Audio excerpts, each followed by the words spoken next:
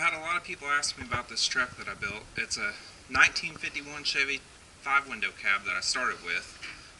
The first thing I did was I took 12 inches out of the center of it and narrowed it.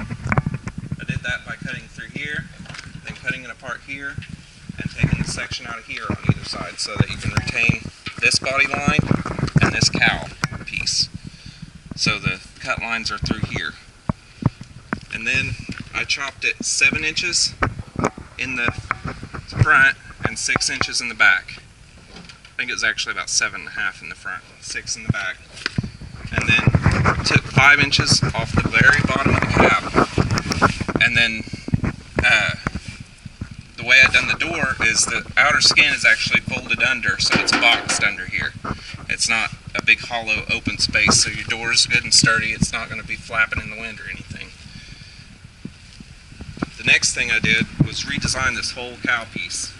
On the 50 Chevy trucks, they normally would come up through here for the fender. As you can see, redesigned it all to make it go with the fenderless look. Then probably the next thing you're going to notice is the custom frame.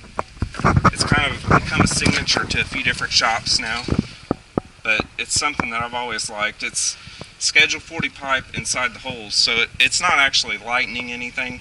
If anything, it actually makes it heavier, but it's stronger. Back in the day, they would cut holes in the frame just to lighten it up for a little extra weight loss so you could go faster, but that's not such a big issue with me. I'm not really worried about racing it. It's just more the look aspect. I hand built these motor mounts, the wishbone tabs. A lot of people ask about ground clearance. These will rub from time to time, but this side piece here is made out of 1/2-inch plate, and then it's boxed underneath with 3/16 plate, and it's sloped backwards, so it's just like a sled. It'll slide under. The wishbone itself won't ever hit. The mount will. It'll protect everything. It'll just slide right over everything. Headlight mounts are all custom hand built. The grill surround here is something that I like to do. This is attached to a 32 Ford grill shell. And then I made this firewall out of explosive metal and outlined it with 1/8-inch plate. It's got 16 gauge behind it, so it's a solid piece. The expanded is just for the look aspect of it. It's got a 2-piece windshield with silicone in the middle, the way you normally do V-bet windshields. I custom hand built the scoop on the motor. This is all 16 gauge steel with the expanded in the middle of it. I made this little eyeball guy, a little demon eye. Hand built that myself. The grill insert, these are Oldsmobile, like from 50s Oldsmobile grill pieces. So these are stainless, but it's surrounded by 16 gauge steel that's been clear coated, and the center rod is also steel. It's 3/8 round stock. These friction shocks, they look cool, but they actually do help a little bit too. They're not quite the same as tube shocks, but it's kind of the old school aspect of it.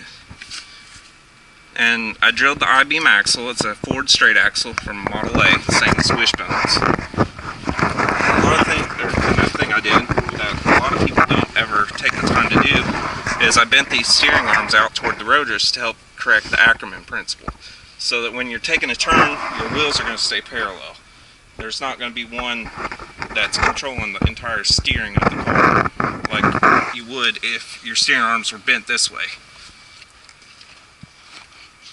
And then on this side, we're going to take a look at the steering box. The steering box is a Vega box.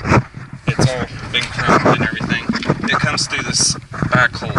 And as you can see, it's turned to the right now, and it'll actually bottom out against the side of this hole. And that actually is your steering stop to keep you from oversteering. And the same thing when it's turned to the left, it'll come up against the side of this hole, and it stops it right where you would want your steering to stop. Custom hand-built headers, wrapped. Old school look. It's got a GM master cylinder with a JEGS line lock unit for the roll control. And then on the inside, door The door's open from the inside. It's got bare claw latches, all brand new, so you don't ever have to worry about your door flying open going down the road. And then we got Speedway gas pedal, GM brake pedal, a chrome tilt steering column with turn signals and hazards.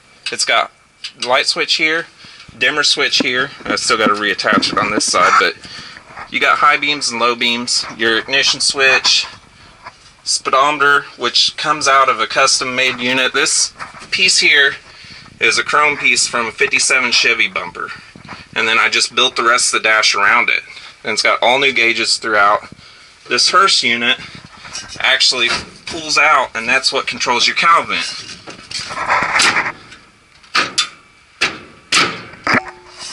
You got cup holders here, and then your little pistol grip shifter with the line lock button on it.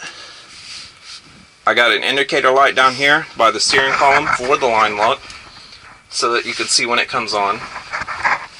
I've got a rear view mirror up here, which is actually functional. You can see out the back window through it. It's got a nice headliner in it. All this interior is hand built out of 16 gauge steel. It's all got square tubing underneath of it to help build a skeleton for the truck, so it's not flimsy, it's not going to rattle and shake. I've got Speedway bomber seats with seat cushions that I made. I've got a roll bar in it, so a little extra safety, and it helps go with the look of the truck because it goes out to the bed. 4-point racing harnesses to help with the safety of it. And you see how easy the door shuts. That's it. And the bed was all hand fabricated out of 16 gauge steel too. And the square tubing, same square tubing that I used in the floor of the truck. I added the expanded metal so you could see the frame underneath of it, which is all hand built, like I said. The whole back part of the frame from the front clip back is 2x3 box steel with 1.5" Schedule 40 pipe bracing it up. You can check out the pictures of the build progress and see how it was built. All the seams on the frame have been plated over with There's the roll bar, like I said. It's got a 15-gallon fuel cell with a sending unit, so you know how much gas you got. This piece here was made from another I-beam axle from a Model A.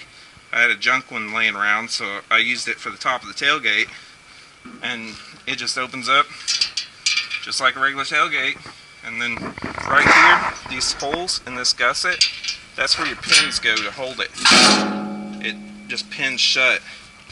I've got the chains here from a 50 Chevy truck.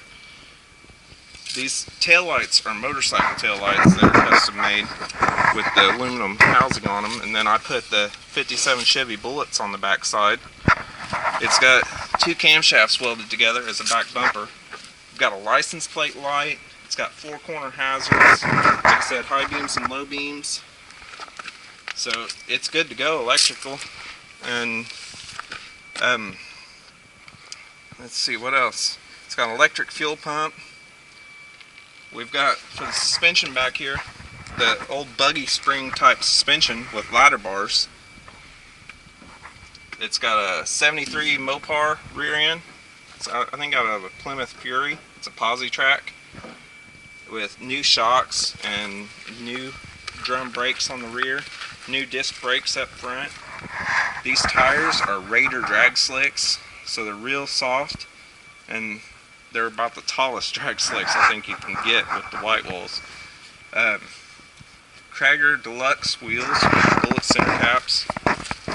They're powder coated black, so they're going to hold up and keep looking good for a long time. You got to ignore the blue on the white walls. I haven't even cleaned them yet. They're brand new tires. So I got to pressure wash them off and everything. But you can see this door opens just as well as the other side.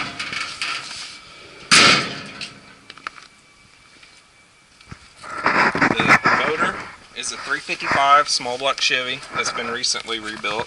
Holley Contender aluminum intake, Edelbrock carburetor, HEI distributor, regular GM starter, aluminum valve covers. a short water pump, aluminum radiator, an electric fan. Another custom touch, I added this 57 Chevy decal on the front. So it's got a couple 57 Chevy parts. Here's the turn signals. They're off of a motorcycle. Everything works.